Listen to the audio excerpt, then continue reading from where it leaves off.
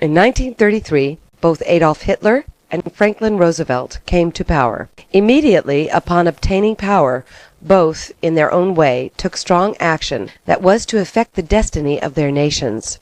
Hitler came to power when Prime Minister von Schleicher resigned after failing to obtain a majority in the Reichstag.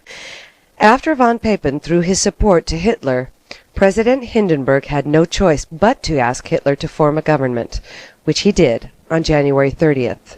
The first act of the new government was to throw all Jews out of the university. On February 27th, a fire destroyed the Reichstag. Hitler immediately blamed the communists. Elections were held on March 5th, and when Hitler did not receive an absolute majority in the new parliament, his brown shirts made sure that the communists would not take their seats in parliament. Thus, with a guaranteed majority, Hitler had the Reichstag pass the enabling laws which gave Hitler dictatorial powers.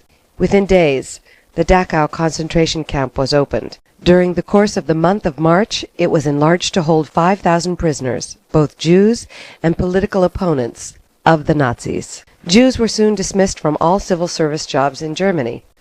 33 days after Hitler took power in Germany, Franklin Delano Roosevelt was inaugurated as President of the United States.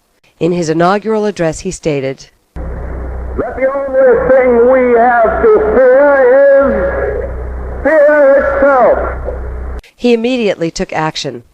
In his first 100 days, Roosevelt composed and proposed a whole host of legislation and decrees. He took the U.S. off the gold standards, proposed farm relief, launched the National Recovery Act, began the Civilian Conservation Corps, and took other actions to fight the Depression. All this became known as the New Deal.